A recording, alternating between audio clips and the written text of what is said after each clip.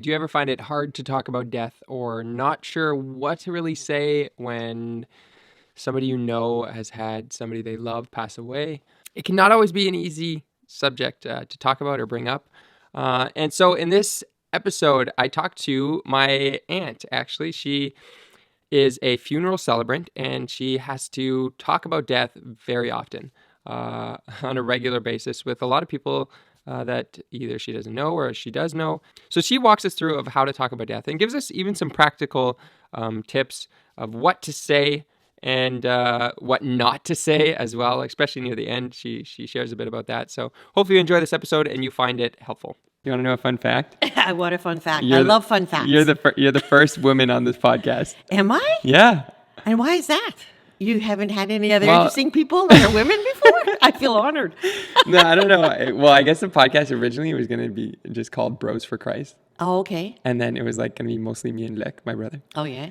But then it ended up being more of like the Disciples on a Mission podcast. But then the song we have also it says Bros for Christ. So I was thinking, I need to open this with like, because the intro cuts in with like Bros for Christ. But instead we're going to say sisters and then it'll go sisters and. Sisters and bros. That's what I got to add to the song, I realize now, because I'll probably have more women on the podcast. Yes. Okay, well, that would make sense. So, are you ready? I'm ready. We're going to go sisters and then. Okay. That's it. Okay. Ready? 1, 2, 3. Sisters and. Bros. No. You say sisters with me. I say sisters with you. Okay. I thought we were playing like a game. You start and I start. Okay. Okay. Okay. 1, 2, 3. Sisters Sister and. bros. No. Let's do this. So we have to say sisters and bros together. No, we don't even say bros. Oh, just sisters. We just say sisters. Okay. And. Sisters and. Okay. Ready? Let's try it. Just practice. Okay. This is not for real. Okay. Sisters and. Bros for Christ, learning the way, living the gospel every day. We're just striving to practice dying. The greatest adventure, disciples on a mission. Well, let's talk about death. Let's talk about death. And, this is not very often that we get an opportunity to talk about death in a positive way. Death has always been maybe such a scary subject, and yet we're all here for a purpose at this time, this place, and we never know when our day will come to go and meet Jesus. But if we can live our life with the goal of it being eternity, it makes this life that much more exciting. Yeah, it's true. And I think it is kind of a sad reality that it is not talked about too often, or we don't, it's kind of, we're separated from even the process of death or our loved ones dying. It's either in a hospital or funeral homes take care of even embalming the body, taking care of the body.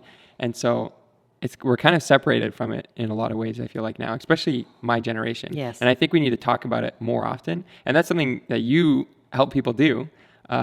And those who are either not in the church and you officiate funerals. That's right, I do. My role is called a funeral celebrant. I certainly still believe in the church and all the sacraments of the church. So what got you into doing this? Well, this was a calling. This is not something that I ever thought, one day I'm going to be a funeral celebrant and talk about death. This is all a calling and a ministry that God has called me to. So the short story is I had drank too much coffee one evening and I could not sleep. And at 1:30 in the morning, the Lord put on my heart, go check out Funeral Celebrant on the computer. So off I went. That's so random. Checked out Funeral Celebrant on the computer, and I was looking up exactly what it was because I wasn't even that sure what it was. Yeah. And I found an organization in the States called Insight International, and they train funeral celebrants, but they're based in the States. So the next morning, so first of all, I'll back up a little bit. So at 2:30 in the morning, because I did all this research online, I woke my husband up and said, I'm going to be a funeral celebrant. And he said, oh, really? Oh, good for you. We'll talk about it in the morning. And he rolled over and went to sleep. He's always been very supportive of anything that the Lord has put on my heart to do. So that's always a blessing. I knew that I would have his support no matter what this meant. Okay, yeah. So I called the States the next morning and I said, will you be coming to Canada to do some training? Because I'm very interested in knowing more about it and doing some of the training. And so she said, as a matter of fact, we have one place left. We're going to be in Calgary tomorrow, and it starts on Monday. It starts on Monday. We have one place left. And so it was like, oh my goodness, this genuinely was meant to be, that they were coming a 4-hour drive from where I live. And I rearranged my schedule for the following week, and off I went to Calgary to do the training. And as I sat there, I knew in the deepest of my hearts that this is what I was meant to do for this stage of my life. That's okay. This might be an obvious question, but what is death? What would you say death is?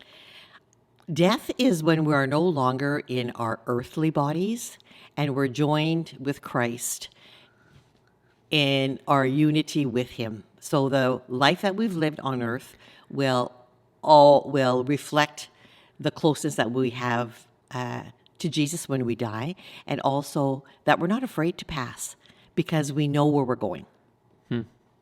And so why do you think it's important to talk about death? Well, because we plan for birthday parties and graduations and, anything that we can think of, we always look for an opportunity to celebrate. And as Christians, we do that, I think, better than other people because we genuinely love to celebrate the milestones in people's lives. Yeah. And so but we never talk about death. And we never talk about what we would like our last days on earth to look like, or what the final celebration could be. And it's as simple as, discussing, okay, so I'm getting ready. I've got this lifelong journey. So we have to be ready all the time. And that happens through, the sacraments, Mass, the Holy Eucharist, prayer, how we serve others.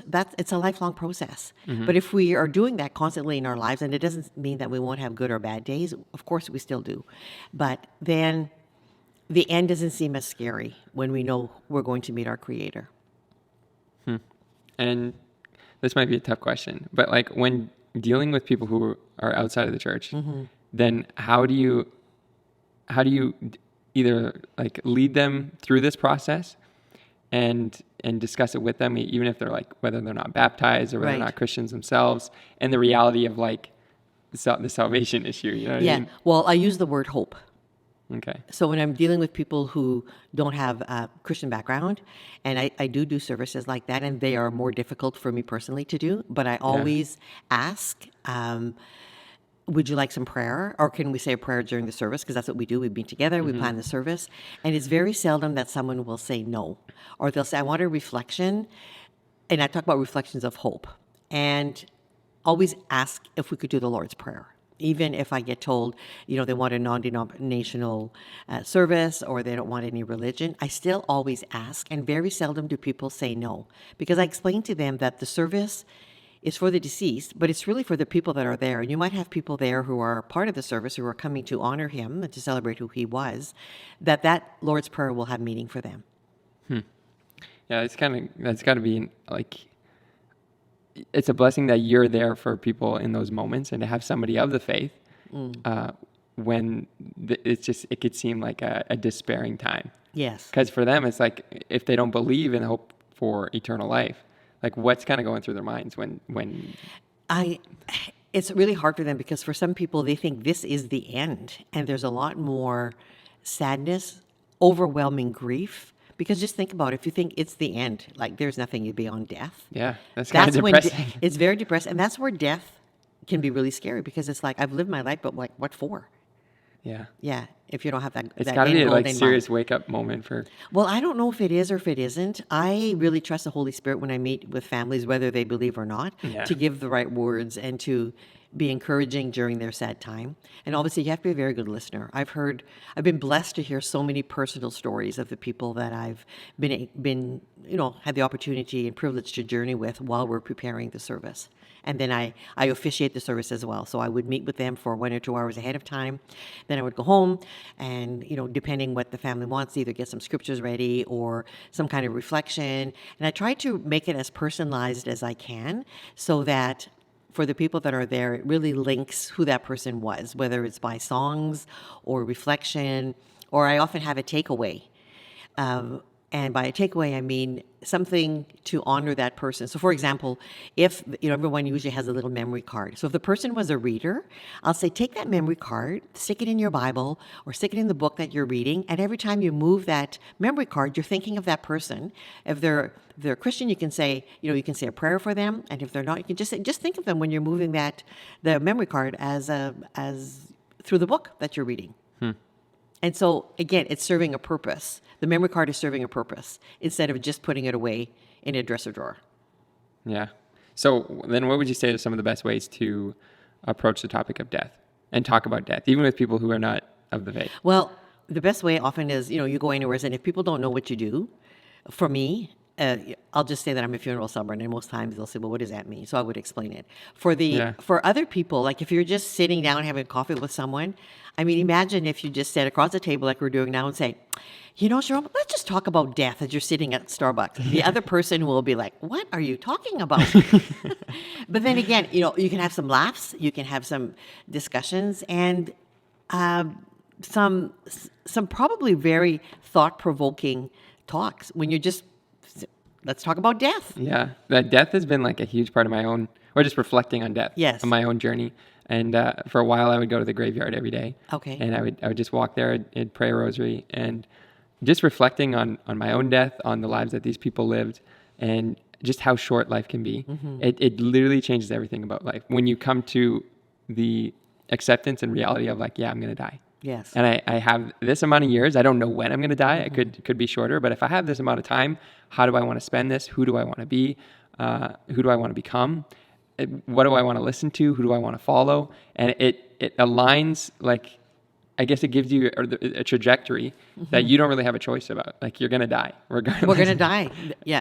Yes. And so it's been a huge part of in my own journey so far and discerning the priesthood and even the moments at funerals.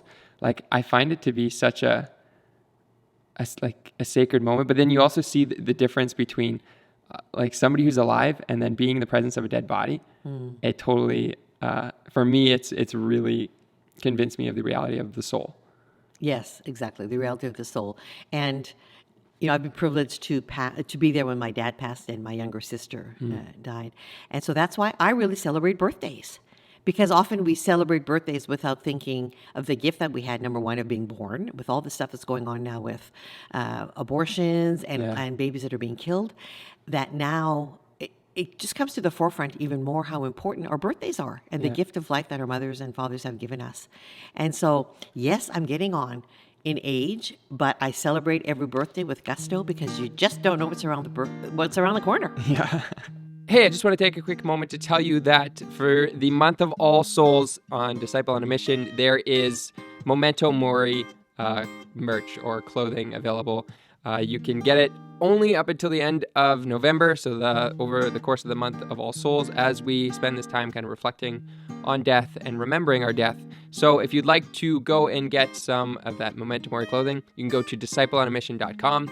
And hopefully it inspires you in your walk with Jesus and your pilgrimage towards eternity. When a loved one leaves, like I haven't had too many people die in my life so far. Like Pepe, I remember when he died. Yes. And that was probably the person who was closest to me that has passed away in terms of like family members. Right. And then even with like you, because having a younger sister die, Louise, what was that kind of like being at her deathbed like that? Well, I've grown a lot in my faith, and I have grown a lot in the gift that it was that I could be there, because it's been over 20 years now since she passed. And so God is always stretching us and always making us grow. And it was a sacred moment. It was a sacred moment. And I guess in all of those things, it's helping me to do what I do now, to honor the person who's deceased. And when she passed, she kept talking about, I'm going home. And I didn't know what I know now. Yeah. And so in my head, I'm thinking, well, maybe we'll have a miracle and you'll be able to go back home. But I'm talking about her bricks and mortar house, not her house in heaven. And the day she passed was a very special day because her husband had been doing the RCIA course. And so she was in her hospital bed, and the family all gathered together, and he received his first communion and his confirmation. She received some of the last rites, and so it was a very special moment on that day that there was 27 of us in her hospital room to have the sacraments be happening there. So the family all left, and then I was by myself with her, and we just chatted like normal. She had a little bit of trouble breathing, but she kept saying, I just feel like I'm going home. And now, Wow. I've learned that. And she right? just had that sense of like, this is, She just had that sense that this was going to be the end. And God graced her because, of course, you never want to be in the presence of your little children. Who were very young at the time. yeah. They were, preschool children. And so she left. I mean, the family left, and I stayed with her for about 45 minutes, and then she took her last breath. And it was like I'm talking to you now. She breathed, and she was gone. And it takes a moment. It takes several moments for it to register in your brain to that she's sink not in. here anymore, like she's actually gone. Wow. So I sat there in awe, and I prayed, and I was just silent because I was numb. I was numb for a bit because you don't know. It was my first experience because she passed before my dad did Yeah. of being with someone, and so as I sat there, I reflected and prayed and knew that she was out of pain from the cancer that she had experienced, and grateful for who she had been, how strong she had been, and knew where she was going. Yeah. Wow.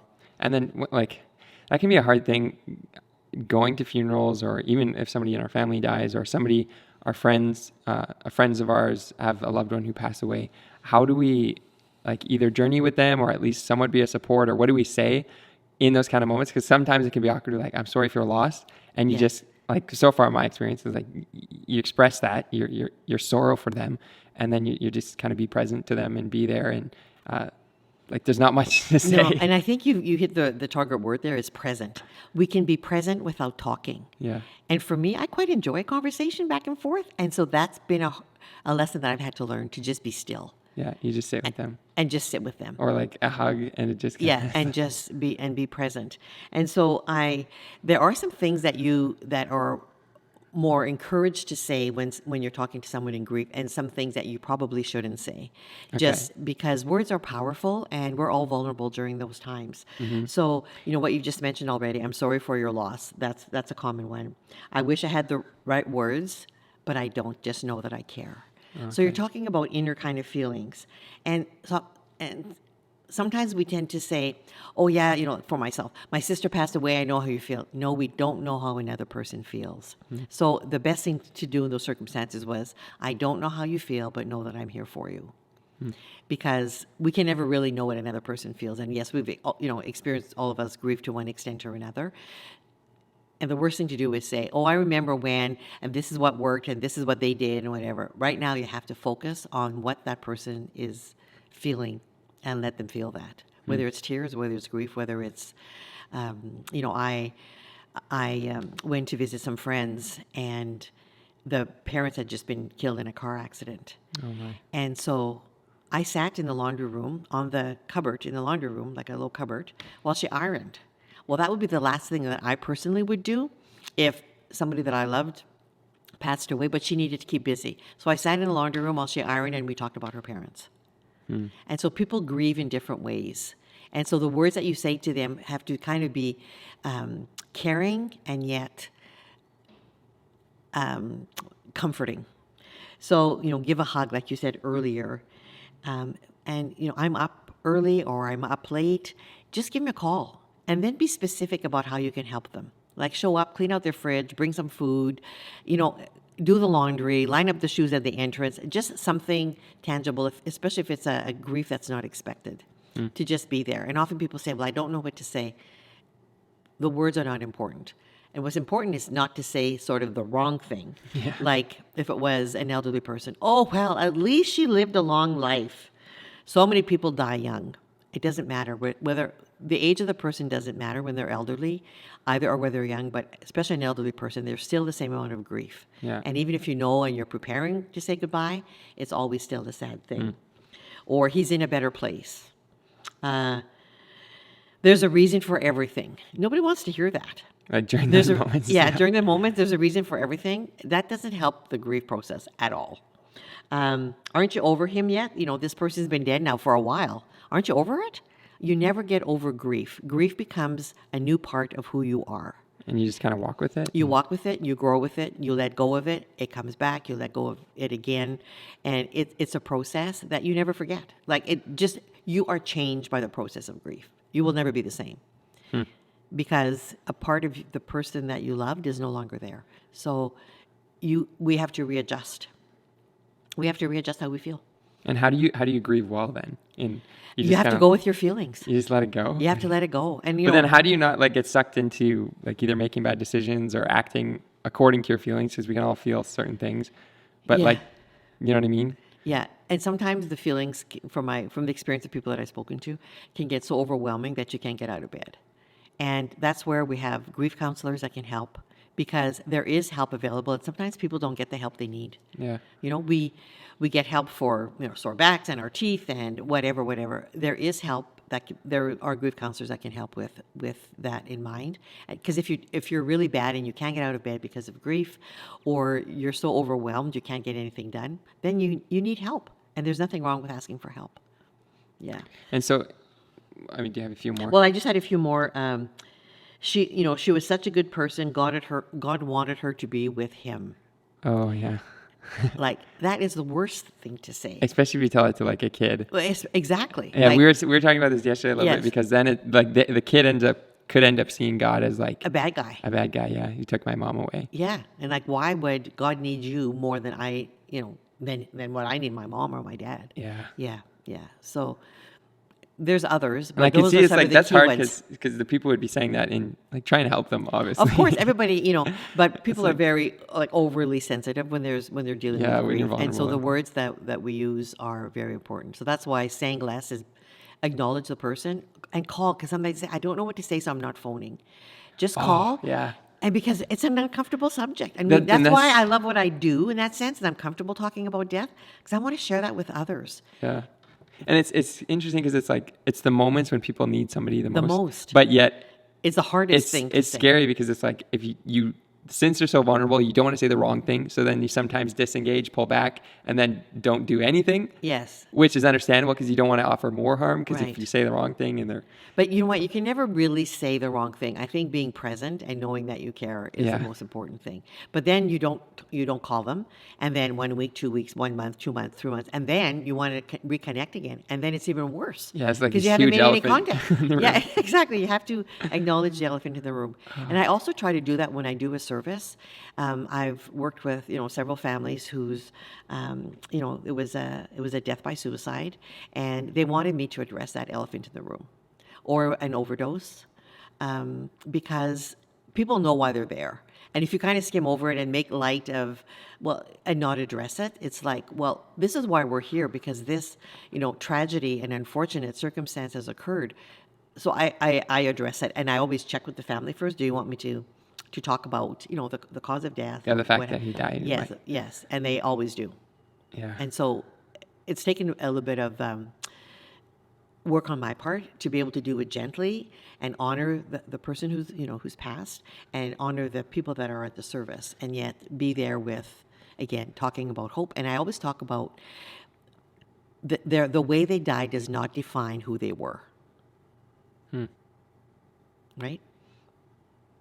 And so, yeah, those are tough situations. And I totally agree. I think in those moments, people want to talk about it, Yes. but it's so hard to Yes. either bring it up. And somebody who's comfortable with that or knows how to do it in a way that where people don't put their guards up is so helpful. Yes. But in those kind of situations, how do you not fall into a despair and not lose hope? I think every individual is different. You know what I mean? Like, for Yeah. some people, we all grieve differently depending on your personality type. So I know for myself, I need to be able to talk things through. There would be someone who's maybe more introverted. They will need some time alone to process what's happened, and they don't want to really converse about it. And then you'll have the person who will be busy. They just cover all the feelings that they're having by being super busy, Yeah. whatever that might be. I mean, some people go through their entire lives like that. Like, Yeah. just the next thing, and then Yeah. you don't think about like the big questions about why am I here? What is my purpose? Yeah, and the importance of being silent, for us is important as well. Yeah. So that we can hear anything that God's trying to tell us. But if we're always on the run, that doesn't happen. Yeah. Okay. So I guess a few things. One last thing. So this is talking about, how other people grieve when other people pass away. How do we prepare well for our own death? And just start to think about it a little more in the right context and right way, in a hope for eternal life, and have the reflection of death lead us closer towards Christ and deeper in our faith, rather than into like a spirit of fear or just trying to live it up, you know what I mean? But Yeah. more of like heading us in the right direction to make better choices. Well, I think it's pretty clear. If we're following the Ten Commandments, it's pretty clear how we should be leading our lives, right? Yeah. And so, just living your life, being grateful, I think is a huge one.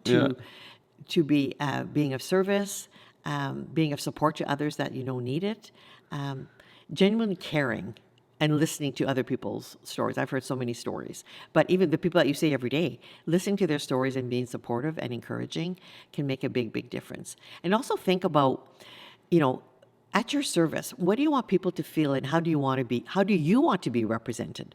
Because they say in lots of the books that I've written about this whole subject is, you will die the way you lived, right? And so, and that can be a whole series of things. And you might want to have a say in what you want your funeral service to look like. And it can be as simple as, what kind of flowers do you like? Do you want to, if you're going to be in a casket, do you want to be dressed in sporty clothes, or do you want to be dressed in your Sunday best?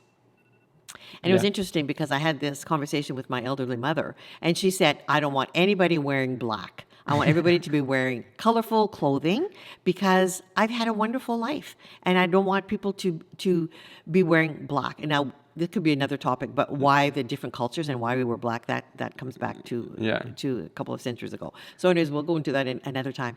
But so she wants colorful flowers. I know some people have chosen what they want served at their lunch, and how they really want people to rejoice the life that they have had. Yeah. Because that's what it's about. We're getting ready for eternity, like I said at the beginning. And I think that's what we have to keep the end in mind. Yeah. I think that's a good place to end, because that's the end. It is. To live with that eternal perspective. That's right. And head in that direction. Well, thanks so much Well, thank you for having me, and it's an honor to be sharing this conversation with you, my dear nephew. Yeah. This is pretty special. Okay, well, thanks so much for listening. Continue glorifying God with your lives, and we'll see you in the next episode. Peace. If you would like to get some of that Memento Mori merch, it will be available to the end of November, so for the month of All Souls, as we reflect on death and pray for all souls. Well, thanks so much for listening. Continue to glorify God with your life and striving towards heaven. Rose for Christ, burning the way, living the gospel every day. We're just striving to practice dying. The greatest adventure, disciples on a mission.